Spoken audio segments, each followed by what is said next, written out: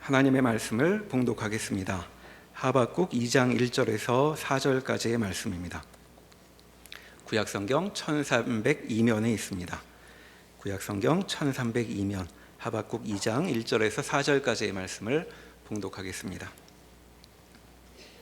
내가 내 파수하는 곳에 서며 성루에 서리라.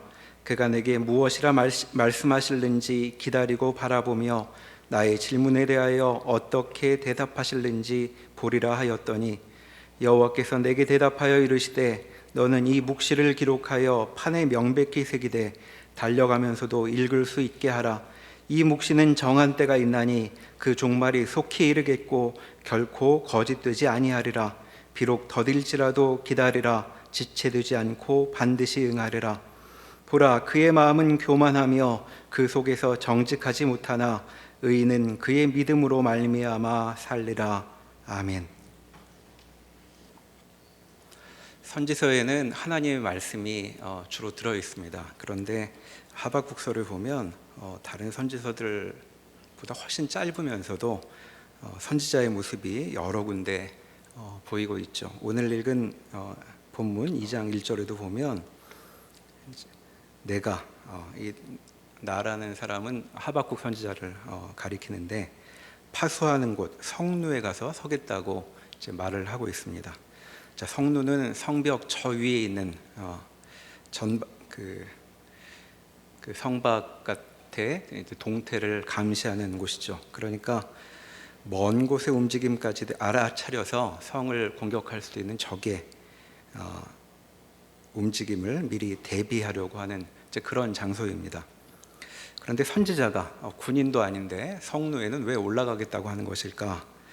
지금 선지자가 하나님 그 움직임 하나하나를 살펴보며 그 동태를 확인하고 싶은 대상은 그라고 표현되어 있는데 그는 여호와 하나님이십니다. 자, 우리는 기도하기 좋은 곳으로 조용한 예배당이나 또 익숙한 방안 같은 곳을 떠올리는데, 이제 선지자는 성에서 제일 외진 저 높은 곳에 올라가서 지금 하나님을 만나겠다고 하고 있는 것이죠. 자, 그곳이라면 하나님의 움직임을, 아주 작은 움직임도 가장 먼저 알아볼 수 있을 것이라고 이제 그렇게 기대하고 있는 것 같습니다. 대체 무슨 사연이 있길래 이 사람은 이렇게 기도를 시작하는가 이제 질문하게 되죠. 자, 일의 시작은 1장 2절부터 나오고 있습니다. 거기 보면 이렇게 기도를 시작하죠. 1장 2절에 여호와여, 내가 부르짖어도 주께서 듣지 아니하시니 어느 때까지리이까? 내가 강포로 말미암아 외쳐도 주께서 구원하지 아니하시니이다. 자, 그가 기도하게 된 이유는 2절에 방금 보았던 것처럼 강포 때문이었습니다. 자, 강포라는 말은 요즘 말로는 폭력이죠. 선지자는 폭력을 보고 있었던 것입니다. 그를 괴롭게 하는 광경이 3절에 좀 더 길게 언급이 됩니다. 겁탈과 강포가 내 앞에 있고 변론과 분쟁이 일어났나이다. 자, 세번역 성경은 우리 어투에 좀 더 가깝게 이 말씀을 이렇게 옮깁니다. 약탈과 폭력이 제 앞에서 벌어지고 다툼과 시비가 그칠 새가 없습니다. 자, 지금 선지자의 눈앞 현실이 참 어지럽습니다. 곳곳에 싸움이 일어나고 있는데 사실 가만히 보면 이건 싸움도 아니죠. 4절에 보면 악인이 의인을 애워쌌다라고 말하고 있습니다. 자, 악인이 의인을 애워쌌기 때문에 벌어진 일인데, 애워싸는 일은 한 명이서 할 수는 없는 일이죠. 그러니까 지금 악인 여럿이 의인 하나를 둘러싸고 일방적으로 몰아대고 있는 중이죠. 강포라고 했으니까 흠씬 두드려 패고 있는 광경을 떠올릴 수 있겠습니다. 자, 선지자는 지금 이 문제 때문에 하나님 앞에 기도를 하기 시작했던 것이죠. 보기 드물게 훌륭한 사람 같습니다. 보통 이렇게 오래 기도하는 일은 자기 문제 때문인 경우가 많이 있는데, 다른 이들이 겪는 어려움 때문에 이렇게 고통스러워하며 기도하다니 보기 드물게 훌륭한 신앙인으로 보이죠. 그런데 그는 기도하면서 마음이 상해 있습니다. 오랫동안 마음이 상한 채로 있는 것이죠. 그는 오랫동안 기도한 모양입니다. 우리가 2절에서 보았는데 왜 그렇게 오래 기도했을까? 그것은 아무리 부르짖어도 하나님께서 응답하지 않으셨기 때문이죠. 그래서 그는 대체 언제까지 이렇게 아무 개입도 안 하시고 이 상황을 이대로 놓아두실 것인가 하고 묻는 말로 기도를 여기 시작하고 있습니다. 자, 이렇게 보면 선지자의 마음을 무겁게 하는 것은 두 가지인 것 같죠. 첫째는 의인이 악인에게 괴롭힘을 당한다는 현실이었습니다. 근데 그건 못지않게 그의 마음을 누르고 있는 것은 하나님이 어떻게 이런 현실을 그대로 놓아두시는가 하는 당혹스러움이었습니다. 자, 의인의 고난은 있을 수도 있는 일이라고 그는 인정하고 양보하고 있는 것으로도 보이죠. 그러나 어떻게 이 일이 그토록 오래 지속될 수 있는가 하고 묻고 있는 것입니다. 자, 이렇게 볼 때 하박국의 문제는 의인이 고난당하는 현실, 그것을 넘어서서 대체 이런 일을 그대로 두시는 하나님을 이해하기 어렵다고 하는 것이죠. 그는 지금 하나님이 힘듭니다. 자, 그런데 드디어 이런 몸부림 끝에 하나님으로부터 답이 들려오죠. 그것이 5절에 나오는 여호와께서 이르시되라고 시작되는 부분입니다.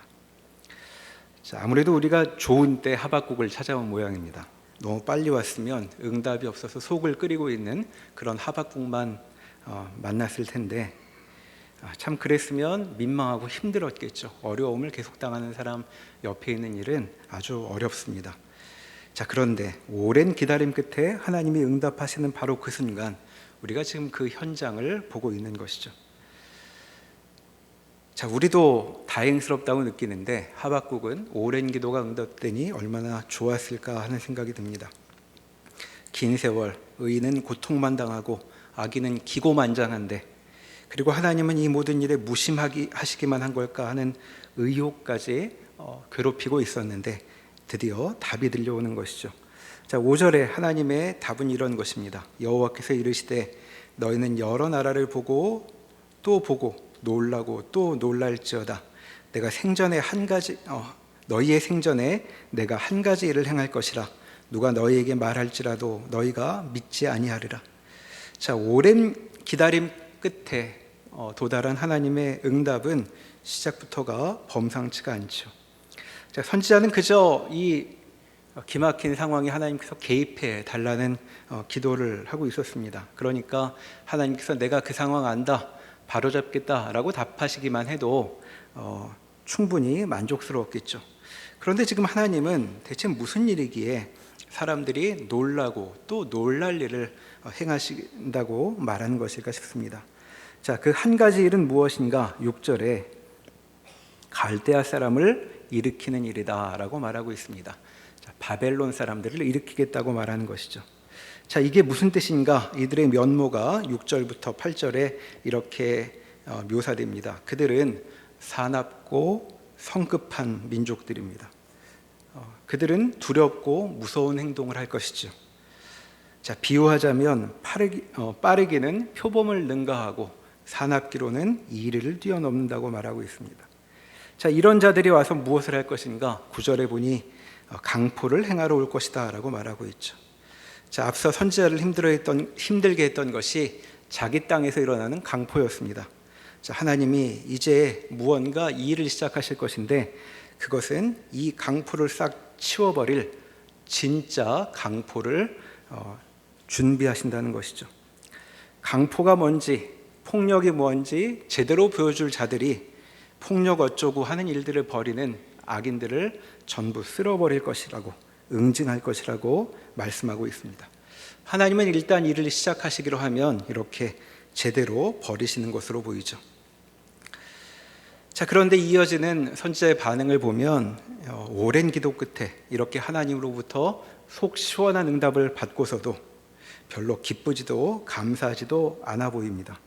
오히려 이렇게 일을 본때 있게 처리하신 하나님의 말씀에 기겁을 하고 있죠. 그래서 하나님의 응답에 대한 그의 반응이 12절에 보면 탄식입니다. 1장 12절을 읽어보겠습니다. 선지자가 이르되 여호와 나의 하나님 나의 거룩한 이시여 주께서는 만세 전부터 계시지 아니하시니까 우리가 사망에 이르지 아니하리이다. 여호와여 주께서 심판하시기 위하여 그들을 두셨나이다. 반석이시여 주께서 경계하기 위하여 그들을 세우셨나이다. 자, 주께서 만세 전부터 계시지 아니하시니까 이게 무슨 말일까요? 하나님이 계시는데 어떻게 이런 일이 일어날 수 있습니까? 하는 그런 물음입니다. 자, 계속해서 우리가 사망이 이르지 아니하리라라고 말을 이어가고 있습니다. 자, 심판하시겠다는 하나님의 응답에서 그는 죽음을 느끼고 있습니다. 자, 선지자는 눈앞에 불의를 바로잡아 주시기를 구했는데, 자, 하나님의 응징은 죽음을 불러일으킬 것처럼 무서운 것이라고 지금 그렇게 말씀하고 있다고 선지자가 알아채고 있는 것이죠. 요약하면 지금의 현실보다 심판이 더 끔찍하다고 그는 느끼고 있습니다. 자, 선지자 눈에 앞으로 벌어질 일이 생생히 그려지는데 13절 끝부분에 이렇게 말하고 있죠. 악인이 자기보다 의로운 사람을 삼키는데도 잠잠하시나이까. 그들이 와서 벌일 일은 이제껏 그가 경험한 현실에는 비할 바가 아니다, 이렇게 말하고 있습니다. 자, 우리로서는 잘 그림이 그려지지 않으니 좀 성경 말씀보다는 훨씬 작은 규모의 이런 비유를 그림으로 그려볼 수 있을 것 같습니다. 어느 학생이 길을 지나다가 골목저 으슥한 곳에서 어떤 광경을 보게 됩니다. 불량한 학생들이 자기 친구를 가운데 두고 윽박지르는 것을 보았던 것이죠. 그러더니 한 대 두 대 주먹도 나가고 발길질도 시작이 됩니다. 자, 보던 학생이 너무 놀라서 여기저기 도와줄 사람을 찾고 경찰에 신고도 했는데 아무도 오지 않습니다. 자, 맞고 있는 학생의 얼굴은 시시각각 달라지죠. 한 대 맞을 때마다 피가 배어들고 부어오르고 살이 터져 피가 흐르기 시작합니다. 자, 어쩌면 보고 있던 학생도 그대로는 두고 볼 수 없어서 뭐라도 해보겠다고 뛰어들었는지도 모르겠습니다. 하지만 상황은 똑같을 뿐이죠. 이제 두 사람의 얼굴이 망가지기 시작합니다. 온몸은 으깨어지고, 그러나 여전히 아무도 오지 않고 이제는 비명소리조차 사그러든 것이죠. 자, 그런데 그러던 차에 저 골목 어귀에서 웬 사람들이 다가오기 시작합니다. 자, 우리를 도우러 온 것인가 하고 보았는데 경찰이 아니죠. 가까이 다가오는데 손에 파이프를 들고 옷은 잘 차려입은 조폭 같은 사람들입니다. 자, 와서는 학생들 꼴을 위아래로 쓱 한번 보더니 다짜고짜 학생들을 마구잡이로 패기 시작하죠. 이미 만신창이가 되어 있는 친구와 어쩌면 이 일을 신고했던 이 학생도 한몫에 처리되어 마찬가지 신세입니다. 이젠 무슨 멍이 들고 어쩌고 하는 정도의 문제가 아니죠. 한 대 맞을 때마다 얼굴색이 바뀌는 것이 아니라 얼굴 모양이 달라지고 있습니다. 자, 이런 광경이 펼쳐지고 있는데 아무도 나타나지 않고 이들의 매질은 계속되고 있는 것이죠. 자, 이를테면 선지자의 머릿속에는 이런 그림이 지금 그려지고 있습니다. 그래서 지금 성로로 오르는 것이죠.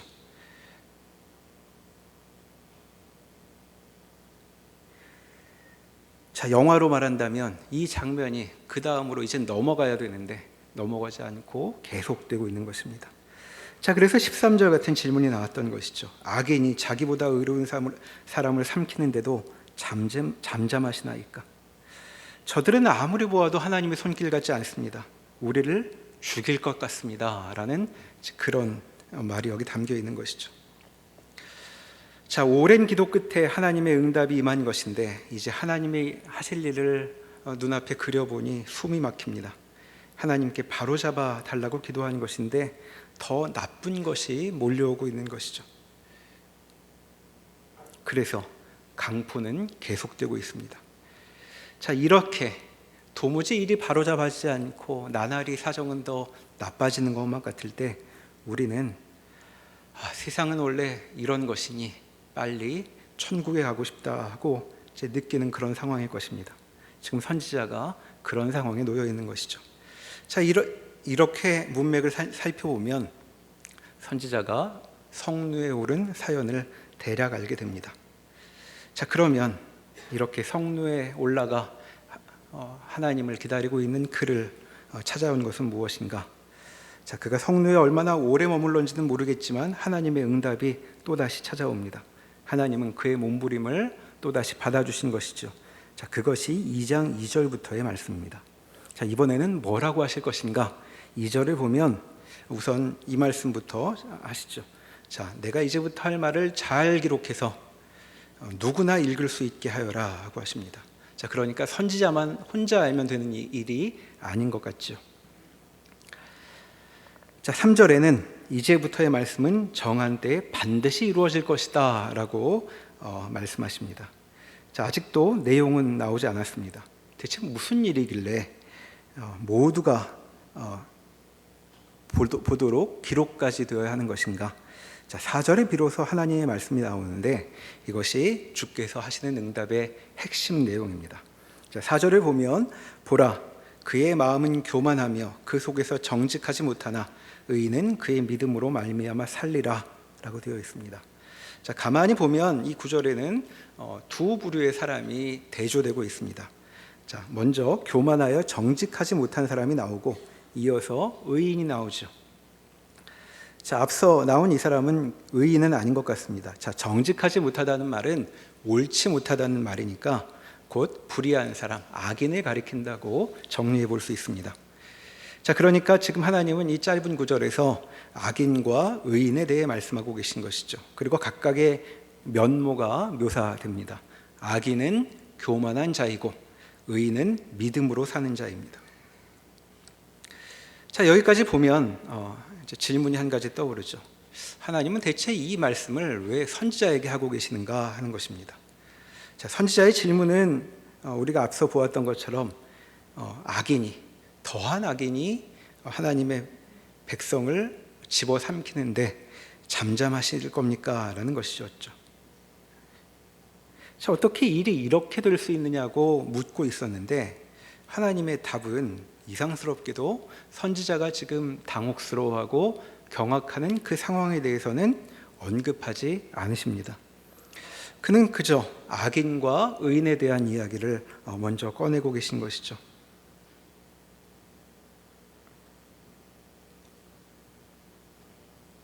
자, 이 말씀이 왜 주어지는 것일까? 뒤의 내용을 보아야 이 말씀을 이해할 수 있을 것 같습니다.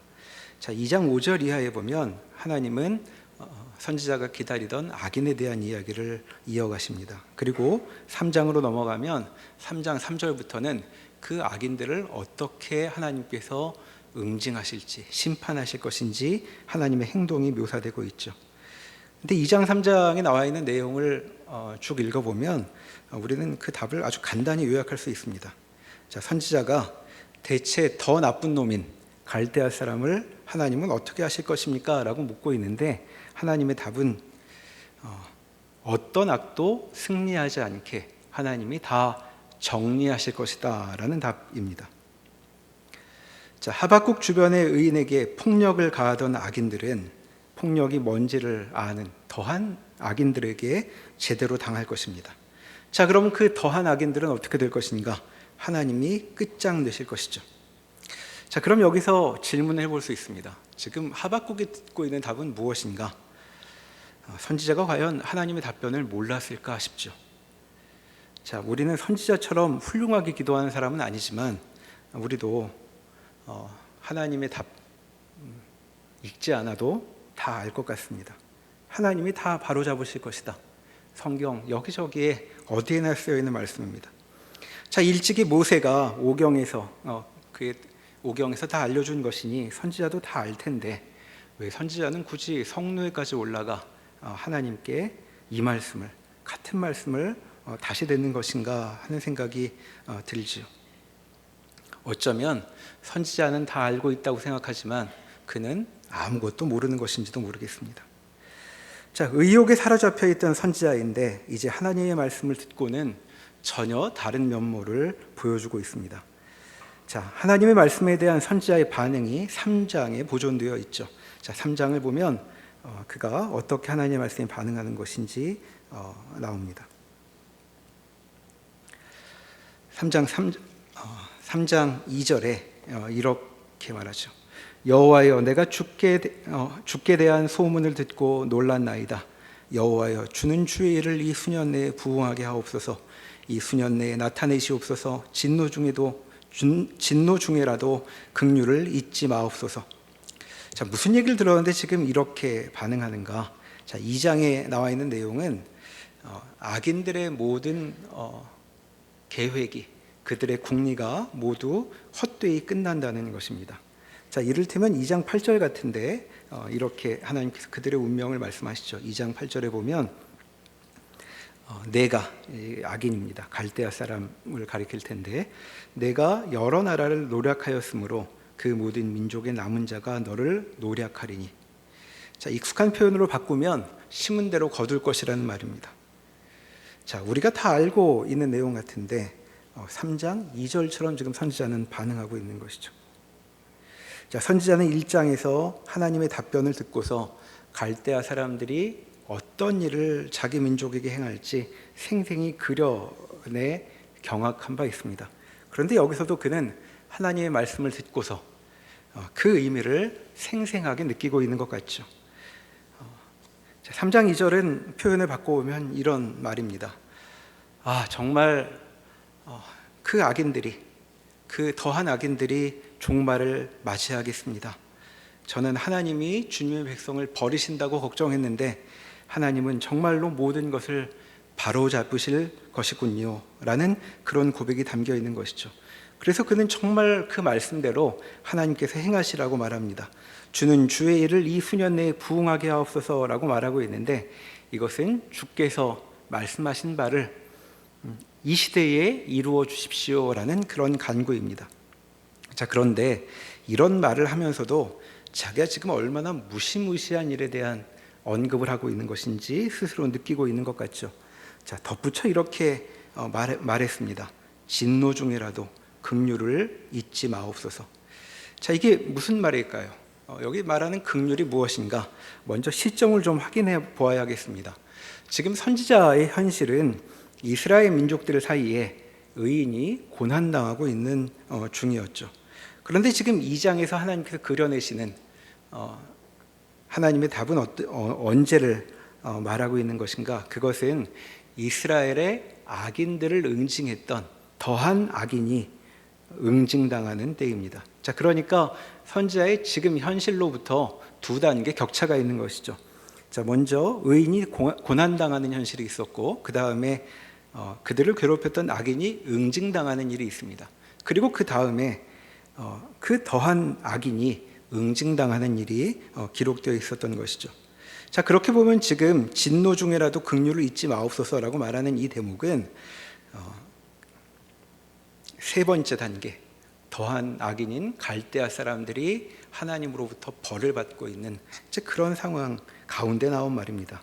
자, 그렇게 보면 긍휼의 당사자는 더한 악인인 갈대아 사람이라고 말할 수 있겠죠. 자, 하나님께서 죄 지은 자들을 제대로 벌하시겠다고 하셨는데 왜 여기서 긍휼을 갑자기 선지자가 말하는 것인가?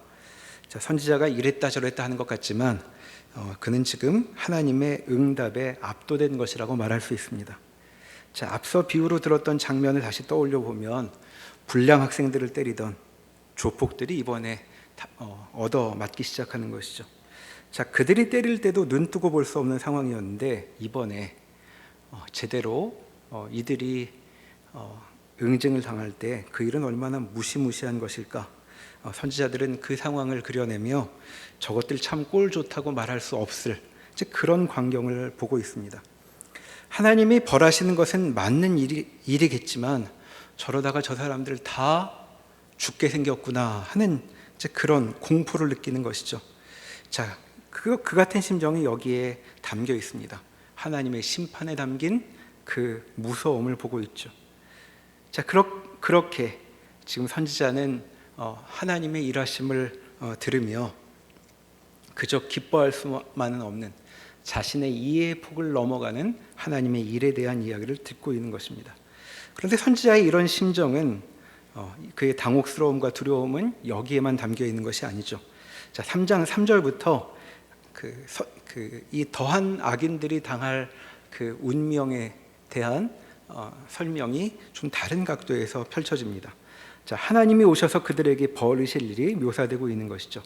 3절부터 눈으로 쭉 한번 보시면 대략 이런 내용입니다. 저 멀리서부터 하나님이 다가오시기 시작합니다. 자, 하나님으로부터는 빛이, 아니 불이라고 할 만한 것이 뿜어져 나오고 있죠. 자, 그분이 다가오실 때마다 그분 발 앞에 만물이 시들어 버립니다. 왜냐하면 전염병과 같은, 또 불덩이와 같은 것들이 그분의 선봉에 서 있기 때문이죠. 자, 산이 무너지고 땅이 뒤흔들리고 강과 바다가 출렁이고 있는데 9절에 보면 하나님의 손에서 화살이 쏘아져 나갑니다. 자, 10절에 보면 하나님이 화살을 쏘시자 땅과 물이 비명을 지르고, 심지어 11절에 보면 화살에서 나오는 빛 때문에 해와 달이 빛을 잃고 멈추어 섰다고 말하고 있죠. 자, 화살은 어디에 이르는가? 13절과 14절에 보면 하나님이 쏘신 화살은 악인의 머리에 명중합니다. 자, 14절에 보면 우리 성경에는 창이라고 되어 있는데 전사의 머리를 꿰뚫는 것은 9절에서 쏘셨던 하나님의 화살이라고 말해야 더 정확하겠습니다. 자, 악인들의 우두머리를 꿰뚫는 하나님의 화살을 본 것이죠. 자, 선지자는 그 광경을 생생하게 두 눈으로 보고 있습니다. 그의 마음을 괴롭게 한 그 대적의 머리가 하나님의 화살에 명중되어 산산이 쪼개지고 있습니다. 자, 날 몹시 괴롭히던 사람이 있었는데 그가 사고로 허리가 잘려나가는 것을 두 눈으로 보았다면 아마도 지금 선지자의 환상을 조금이나마 이해해 볼 수 있을 것 같습니다. 자, 그와 같은 광경이 눈앞에 그려지며 16절에 선지자의 반응이 나오는 것이죠. 내가 들었으므로 내 창자가 흔들렸고 그 목소리로 말미암아 내 입술이 떨렸도다. 무리가 우리를 치러 올라오는 환난 날을 내가 기다림으로 썩이는 것이 내 뼈에 들어왔으며 내 몸은 내 처소에서 떨리도다.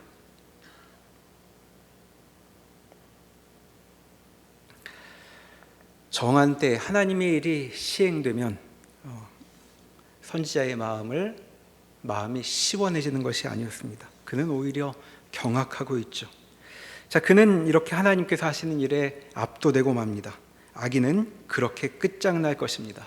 세상을 호령하는 악인, 세상이 온통 그들 이야기 뿐인 줄 알았는데 하나님이 움직이시자 세상이 요동치고 세상의 가짜 주인은 진짜 주인의 화살에 맞아 머리가 바스러질 것이라는 그 말씀이 들려오고 있는 것입니다. 실은 이 모든 일을 담고 있었던 하나님의 말씀이 2장 4절이었습니다. 보라, 그의 마음은 교만하며 그 속에서 정직하지 못하나 라고 말하는 이 악인의 모습, 이 말씀에 이런 무서운 운명이 다 담겨 있었던 것이죠. 무시무시한 악인은 자신의 운명을 알지 못하고 교만한 채 자기의 원하는 것을 다 얻는다고 말합니다. 그러나 그는 이렇게 끝나버릴 운명입니다. 머리가 꿰뚫릴 것이죠. 자, 그래서 선지자는 앞에서 진노 중에라도 긍휼을 잊지 마옵소서라고 간청했습니다. 여기서도 그는 어쩌면 그도 이미 알고 있고 우리도 다 아는 그 내용을 보며 전율하는 것입니다. 하나님께서 하시는 일을 실감해서 말이 안 나오고 뼈가 뒤흔들리는 것이죠. 정말 이 일이 이루어질 것입니다. 그리고 우리는 이 일이 어떻게 이루어졌는지 알고 있습니다. 속수무책으로 이 세계를 뒤흔들었던 바벨론은 곧 망해버리죠. 자, 우린 다니엘서에서 그 일을 알고 있습니다. 다니엘이 아직 죽기도 전인데 나라가 사라지고 그의 노년에는 메대와 바사가 등장하는 것을 보게 됩니다. 정말 하나님의 말씀처럼 이 더 굉장한 악인은 어디로 갔는지 알 수 없게 사라져버리고 말았던 것이죠. 자, 이렇게 선지자 하박국은 하나님의 일하심을 미리 보았던 것입니다. 자, 그래서 우리는 하박국서에서 그저 하나님의 답변의 내용만 기억해서는 부족합니다.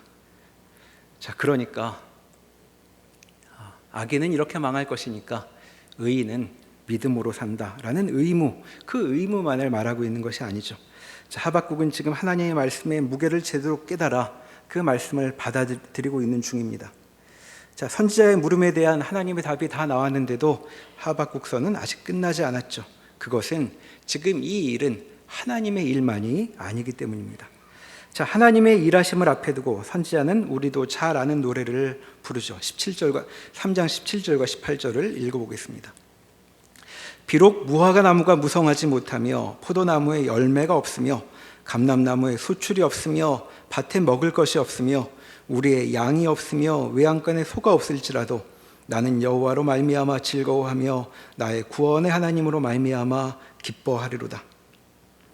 자, 여기서 그가 말하는 열매가 없고 수출이 없고 양이 없고 소가 없는 상황이란 대체 무엇일까요?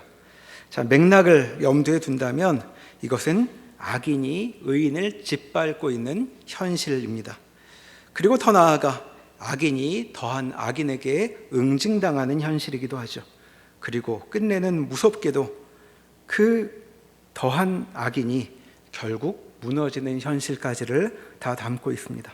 그가 지금 몸부림을 쳤던 바로 그 현실, 창자가 흔들리고 입술이 떨리는 현실 속에서 그는 어떻게 하려고 하는가? 18절에 그는 하나님으로 말미암아 즐거워하고 기뻐할 것이라고 말하고 있습니다. 이제껏 한 번도 나오지 않았던 고백이죠. 선지자는 내내 하나님께 의혹을 갖고 있었고 하나님의 일하심에 의문을 표하고 있었습니다. 자, 그런데 이제 처음으로 즐거움과 기쁨을 말하고 있죠. 대체 무슨 기쁨이 그에게 있는 것인가? 그의 고백이 이어집니다. 그는 하나님의 일하심을 이해할 수 없어 성로에 올랐지만 19절에 이렇게 고백하죠.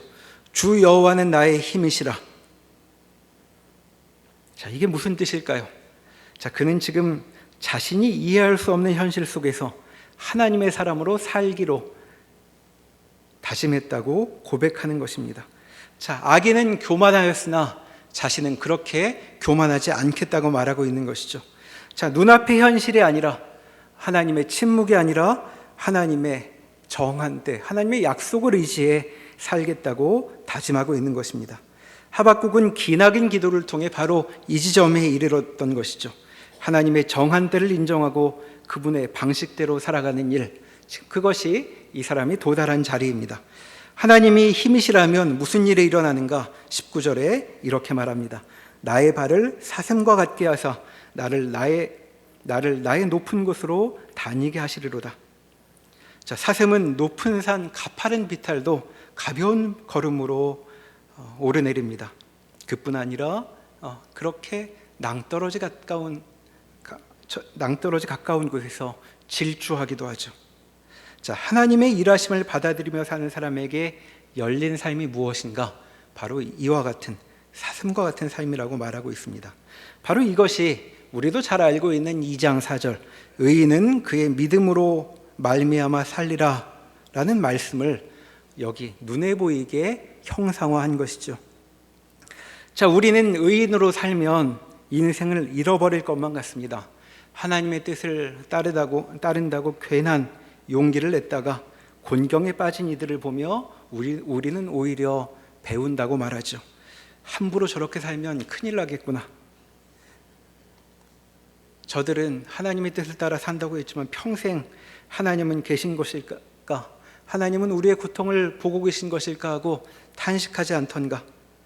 하나님의 침묵이 우리를 두려워하니 정말 저렇게 살기는 두렵다 하는 것이 우리의 심정입니다. 정말 세상에는 아무 일도 일어나지 않는 것 같습니다. 그러나 응답 없는 긴 기도 끝에 선지자가 도달한 결론은 전혀 달랐죠. 우리의 속도와는 다른, 그러나 하나님의 일하심은 정한 때에 이루어질 것이라고 말합니다. 자, 2장 3절에 하나님께서 하신 말씀, 그 묘한 말씀을 다시 한번 볼 수 있겠습니다. 자, 끝부분에 이렇게 말씀하시죠. 결코 거짓되지 아니하리라 라고 말씀하신 후에 비록 더딜지라도 기다리라, 지체되지 않고 반드시 응하리라 라고 말씀합니다. 자, 지체되지 않고 반드시 응할 것이지만 너희 눈에는 더뎌 보일 것이라고 말씀하고 있는 것이죠. 자, 하나님의 일하심은 반드시 이루어집니다. 그리고 그분의 일하심은 그저 우리의 작은 소망 같은 것으로는 다 담을 수 없는 일이 될 것입니다. 하박국의 이 오랜 기도는 바로 이 고백에 이르게 하는 것이죠. 오늘도 주님을 믿느라 인생이 고달프셨던 그런 분들이 있다면 하박국의 간증을 들을 당사자라고 말할 수 있겠습니다. 우리가 정말 하나님의 말씀을 선지자처럼 듣게 된다면 우리는 하나님을 우리의 힘이라고 고백하게 될 것입니다. 진실로 하나님은 우리의 힘이 되실 것입니다. 그리고 우리의 인생은 사슴처럼 저 높은 곳마저도 얼마든지 뛰어다니는 가벼운 발걸음이 될 것이라고 말하고 있습니다. 주께서 우리를 지금 이와 같은 삶으로 부르고 있습니다. 믿음으로 산다는 것, 하나님께서 우리를 사슴처럼 가벼운 발걸음으로 이 인생길을 걸어가도록 부르시는 초대라고 하박국 선지자가 우리에게 보여주고 있는 것이죠. 아무쪼록 우리 모두 여호와 하나님을 우리의 힘으로 삼아 우리의 삶이 사슴과 같은 것으로 경험되는 복을 누리기를 바랍니다. 기도하시겠습니다. 하나님, 저희가 짧은 인생을 살았어도 인생은 참으로 무겁고 어려워 탄식이 나온다고 고백할 때가 많이 있습니다. 하나님은 너무 멀리 계셔서 보이지 않고 주의 일하심은 너무 더디어 과연 있기나 할 것인가 하고 되물을 때가 많이 있습니다. 그러나 주님, 저희가 하박국처럼 주님 앞에 끊이지 않고 기도하게 하여 주십시오. 그리하여 하나님의 응답을 정말 삶으로 실감하는 자리에 이르기를 원합니다. 하나님께서 우리의 힘이 되셔서 우리의 삶이 사슴처럼 뛰어다니는 것을 보는 그날에 이르도록 주를 바라보기를 그치지 않는 주의 자녀들 되도록 저희의 발걸음을 인도하여 주시옵소서. 예수님의 이름으로 기도합니다. 아멘.